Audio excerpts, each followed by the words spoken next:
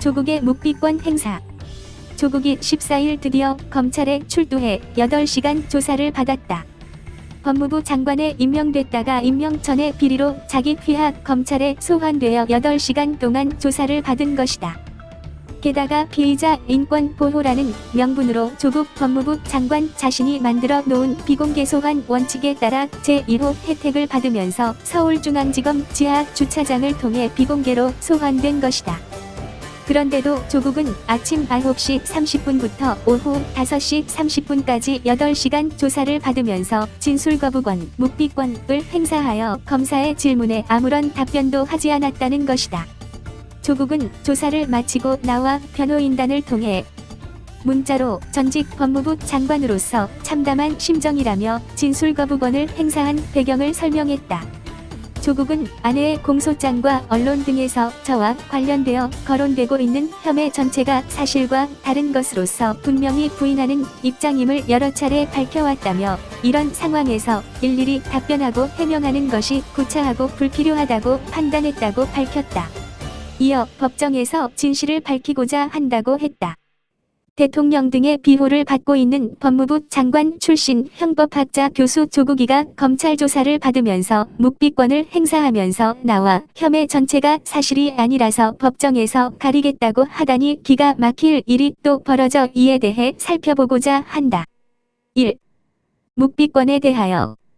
묵비권은 피고인 또는 피의자가 수사기관의 조사나 공판 절차 등에서 시종 침묵하거나 또는 개개의 질문에 대하여 답을 거부할 수 있는 권리를 말한다. 형사소송법 제244조의 3.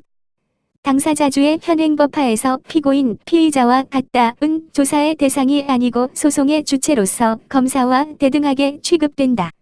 이 당사자주의 원칙을 관철하기 위해 진실에 대하여도 피고인이 묵비할 수 있는 권리를 인정해야 한다는 것이다. 따라서 형사소송법은 헌법의 취지에 따라 이익, 불이익을 불문하고 일체 침묵하거나 또는 개개의 질문에 답하지 않는 권리를 인정하고 있다. 묵비권을 침해하여 강요된 진술은 설령 그것이 진실한 것이라 하더라도 증거로 할 수 없다는 것이다. 헌법 제12조 제2항 등. 묵비권은 피의자의 인권 보장을 도모하는 데 존재한다는 것이다. 묵비권은 17세기 말 영국에서 종교재판의 청교도에 대한 가혹한 강제신문 절차에 대한 반동으로 보통재판소에서 확립되었다는 것이다. 즉 고문 방지를 위해 발전되었다는 것이다. 2. 조국의 묵비권 행사가 타당성이 있는가?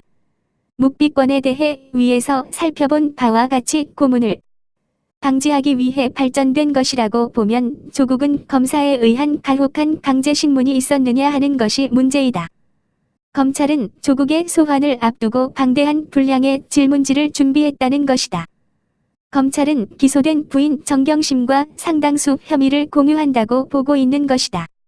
담당 검사가 여러 차례 반복해서 질문하지 않는 등 강제신문도 없었다는 것을 볼 때 형법학자로서 나아가 전직 법무부 장관으로서 자기는 죄가 없는데도 검찰이 검찰개혁의 반발에 의한 정치적 수사라는 걸 보여주기 위한 꼼수에 지나지 않는다고 본다.